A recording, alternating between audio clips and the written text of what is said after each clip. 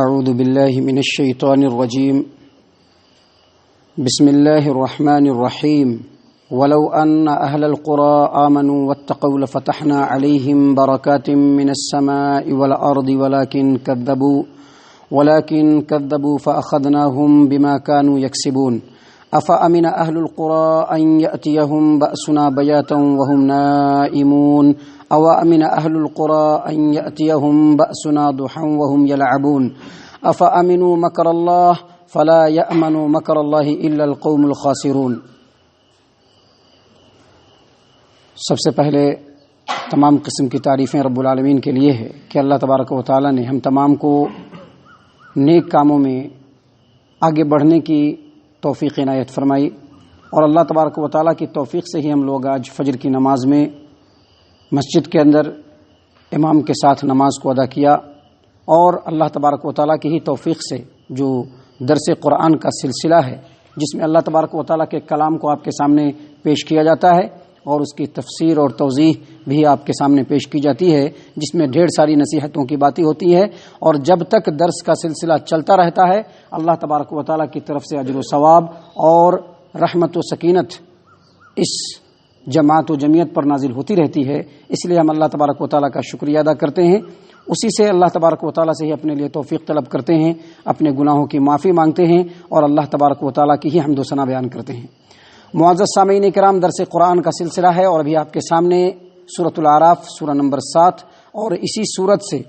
آیت نمبر 96، 97، 98، 99 یعنی 90 پر 6، 90 پر 7، 90 پر 8، 90 پر 9 یہ چند آیات تلاوت کی گئی۔ سامعین کرام، اللہ تبارک و تعالیٰ فرماتے ہیں وَلَوْ أَنَّ أَهْلَ الْقُرَىٰ آمَنُوا وَاتَّقَوْا لَفَتَحْنَا عَلَيْهِمْ بَرَكَاتٍ مِّنَ السَّمَاءِ وَالْأَرْضِ وَلَٰكِن كَذَّبُوا فَأَخَذْنَاهُمْ بِمَا كَانُوا يَكْسِبُونَ۔ اگر یہ بستیوں والے اللہ تبارک و تعالیٰ کے اوپر ایمان لاتے، اللہ تبارک و تعالیٰ کا تقوی اختیار کرتے، لَفَتَحْنَا عَلَيْهِمْ بَرَكَاتٍ مِّنَ السَّمَاءِ وَالْأَرْضِ تو ہم ان کے اوپر آسمان و زمین کی برکتوں کو اور خزانوں کو کھول دیتے، وَلَٰكِن كَذَّبُوا لیکن ان لوگوں نے جھٹلایا، فَأَخَذْنَاهُمْ بِمَا كَانُوا يَكْسِبُونَ تو ان کے کرتوتوں کی وجہ سے ہم نے ان کو اپنے گرفت میں لے لیا۔ معزز سامعین کرام، اس آیت کریمہ کے اوپر آپ غور و فکر کریں گے تو اس میں اللہ تبارک و تعالیٰ نے ایک اصول بیان فرمایا ہے۔ اگرچہ ظاہر بین اور ظاہر پرست لوگ اس اصول کو سمجھ نہیں سکے، لیکن تجربہ بھی اور مشاہدہ بھی اس بات کے اوپر گواہ ہے کہ اللہ تبارک و تعالیٰ نے اس آیت کریمہ میں ایک اصول بیان کیا ہے، اور وہ اصول کیا ہے کہ جس سماج و معاشرے میں، جس علاقے میں، جس گھر میں جس قدر اللہ تبارک و تعالیٰ کے احکامات کی تعمیل ہوگی، اللہ تبارک و تعالیٰ اسی قدر برکتوں کے، خیر کے اور بھلائی کے خزانوں کو اس گھر کے لیے اللہ تبارک و تعالیٰ کھول دیں گے۔ معزز سامعین کرام، اگر اس کی مثال آپ دیکھنا چاہتے ہیں تو خلفائے راشدین کے زمانے کو دیکھیے کہ خلفائے راشدین کا زمانہ آیا، اس میں بھی خاص طور سے عمر بن خطاب رضی اللہ عنہ کا زمانہ آیا، تو آپ دیکھیں گے کہ اس زمانے میں جو امن و سکون تھا، اس زمانے میں جو مسلمان دوسروں سے جس قدر بے نیاز تھے، اس زمانے میں مسلمان جس قدر اللہ تبارک و تعالیٰ کی طرف سے رحمت و برکت کے سائے میں تھے، جس قدر انسان کی زندگی کے اندر پاکیزگی تھی، اچھائی تھی، رزق کی فراوانی تھی، آپ کو دوسرے ادوار میں نہیں ملیں گے۔ آپ کو بہت دور جانے کی بھی ضرورت نہیں ہے۔ اگر اس کی مثال آپ مزید دیکھنا چاہتے ہیں تو آپ پچھلے جو ماضی قریب کا جو زمانہ سعودی عرب کا گزرا ہے آپ اس کو بھی دیکھ سکتے ہیں کہ وہاں پر اللہ تبارک و تعالیٰ کے احکامات کی جب تعمیل کی وہاں کے لوگوں نے، تو اللہ تبارک و تعالیٰ نے اس علاقے کو اس قدر نوازا کہ پوری دنیا معاش کے لیے وہاں جانا شروع کر دیے۔ تو محترم سامعین کرام، یہ صرف جماعت و جمعیت یا قوم و معاشرہ اور سماج کی بات نہیں ہے۔ اللہ تبارک و تعالیٰ نے تو قرآن کریم میں یہ بھی وعدہ کیا اور یہ بھی اصول بیان فرمایا ہے۔ آپ دیکھیے سورۃ النحل آیت نمبر 97، اللہ تبارک و تعالیٰ فرماتے ہیں من عمل صالحا من ذکر او انثى وهو مؤمن فلنحيينه حیاة طیبہ، یعنی چاہے مرد ہو چاہے عورت، جو بھی ایمان والا ہوگا اور ایمان کے ساتھ ساتھ نیک اعمال کو، یعنی اللہ تبارک و تعالیٰ کے حکموں کی تابع داری اور فرما برداری کرنے والا ہوگا، اللہ تبارک و تعالیٰ فرماتے ہیں فلنحيينه حیاة طیبہ، ہم ان لوگوں کو پاکیزہ زندگی دیں گے۔ پاکیزہ زندگی جو ہوگی وہ پاکیزہ ہوگی۔ محترم سامعین کرام، اللہ کے رسول صلی اللہ علیہ وسلم کا فرمان ہے، سنن نسائی کتاب قطع السارق باب الترغیب فی اقامت الحد. اللہ کے رسول صلی اللہ علیہ وسلم نے فرمایا کہ جس سماج و معاشرے کے اندر اللہ تبارک و تعالیٰ کے قائم کیے ہوئے حدود میں سے کسی ایک حد کو قائم کیا جاتا ہے تو اس سماج و معاشرے میں اللہ تبارک و تعالیٰ اس قدر خیر و برکت کو نازل فرماتا ہے کہ جیسے 40 دن بارش ہونے سے کسی بھی زمین کے اندر، کسی بھی قوم کے اندر، کسی بھی معاشرے کے اندر خیر و برکت آتی ہے، کنٹینیو 40 دن بارش سے اللہ تبارک و تعالیٰ ایک اللہ کے حد کو اس سماج و معاشرے کے اندر قائم کرنے کی وجہ سے اللہ تبارک و تعالیٰ خیر و برکت نازل فرماتا ہے. تو اس سے کیا پتہ چلا کہ جس قدر پاکیزہ زندگی چاہیے، اللہ تبارک و تعالیٰ سے قریب ہونا ہوگا، اللہ تبارک و تعالیٰ سے جڑنا ہوگا، اللہ کے حکموں کو اپنے دل و جان سے لگانا ہوگا. وگرنہ بظاہر بہت سارے لوگ جو اللہ تبارک و تعالیٰ کی فرما برداریوں میں مشغول ہیں اور ان کو اللہ تبارک و تعالیٰ دنیا کی ریل پیل دے رہا ہے، وہ پاکیزہ زندگی نہیں ہو سکتی ہے، وہ اللہ تبارک و تعالیٰ کی طرف سے خیر و برکت والی زندگی نہیں ہو سکتی. یہی ظاہر پرست اور ظاہر بین لوگ آج تک اس بات کو نہیں سمجھ سکے. محترم سامعین کرام، آگے مزید اللہ تبارک و تعالیٰ فرما رہے ہیں، اور میں آپ کو بتلا دوں کہ یہ جو ساری باتیں ہو رہی ہیں مکہ والوں کے درمیان ہو رہی ہیں. اس سے پہلے کئی آیات آپ کے سامنے پیش کیے گئے جس میں اللہ تبارک و تعالیٰ نے مشہور نبیوں کے دعوت کو، ان کی کوششوں کو، اللہ تبارک و تعالیٰ کے حکموں کو جو لوگوں تک پہنچایا، ان تمام چیزوں کو مختصراً بیان کیا، اور اس کے اگینسٹ میں ان کے قوم کے لوگوں نے کیا کیا اس کو اللہ تبارک و تعالیٰ نے بیان فرمایا. اور پھر اللہ تبارک و تعالیٰ نے یہ بھی کہا کہ جس نبی کے قوم کے لوگوں نے نبی کو جب جھٹلایا تو اللہ تبارک و تعالیٰ نے ان کا نام و نشان اس روئے زمین سے مٹا دیا. اسی ضمن میں یہ ساری باتیں آ رہی ہیں. اللہ تبارک و تعالیٰ مزید آگے فرما رہے ہیں، افامن اہل القری ان یاتیہم باسنا بیاتا وہم نائمون. کیا بستیوں والے اس بات سے نڈر ہو گئے ہیں، بے خوف ہو گئے ہیں کہ جب وہ راتوں کو سوئے رہیں تو ان کے اوپر اللہ تبارک و تعالیٰ کا عذاب آ جائے؟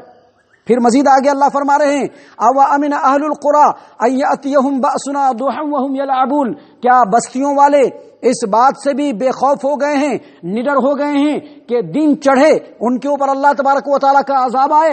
اور وہ کھیل تماشوں میں مشغول ہو؟ محترم سامعین کرام، یہ دونوں آیات جو ہیں،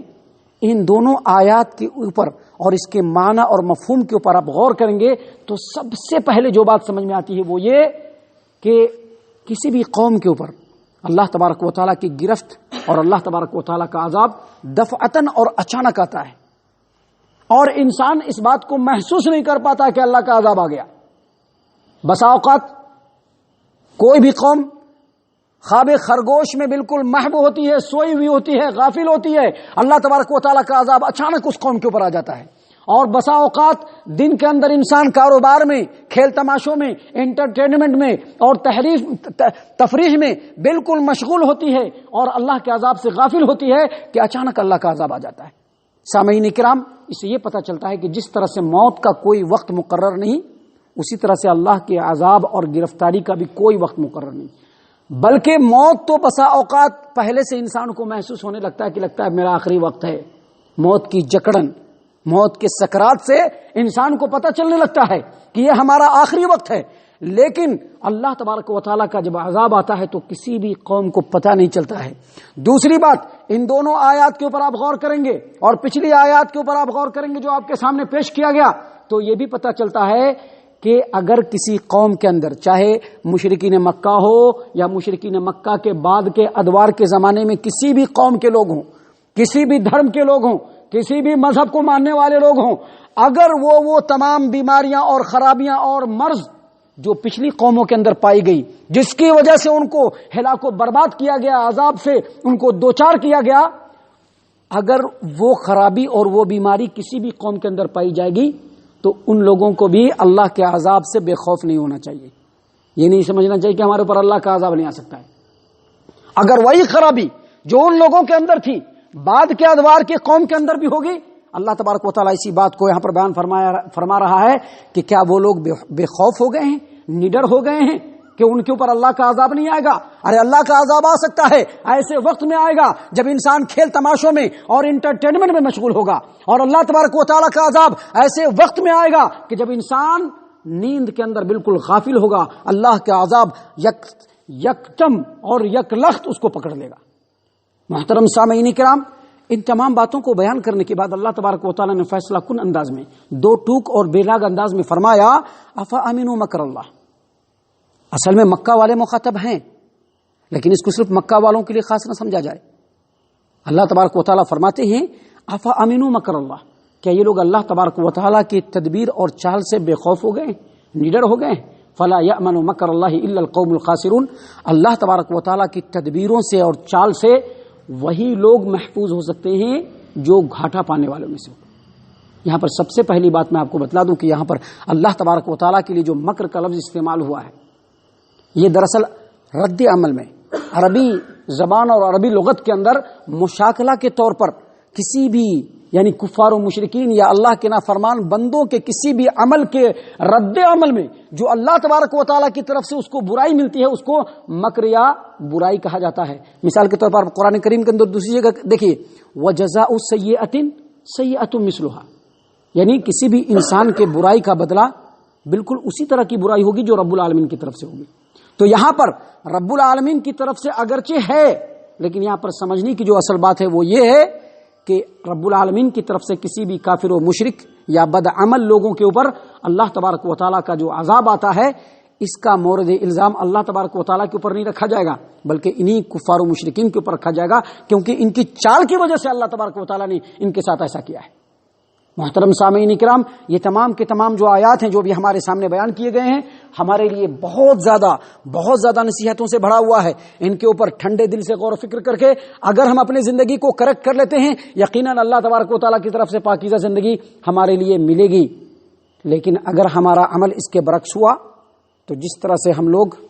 خطرناک وادی کی طرف بڑھ رہے ہیں، مزید ہم آگے بڑھتے چلے جائیں گے۔ اللہ تبارک و تعالیٰ سے دعا ہے کہ اللہ تبارک و تعالیٰ ہم تمام کو ان باتوں کے اوپر غور و فکر اور تدبر کرنے کی توفیق عنایت فرمائے، ہم تمام کو رب العالمین صحیح معنوں میں مومن اور مسلمان بنائے، جنت الفردوس میں جگہ عطا فرمائے۔ اے اللہ ہم تمام کو جہنم سے پناہ دے، اے رب العالمین ہم تمام کو جہنم سے پناہ دے، اے مالک الملک ہم تمام کو جہنم سے پناہ دے، آمین یا رب العالمین۔ وما علینا الا البلاغ المبین۔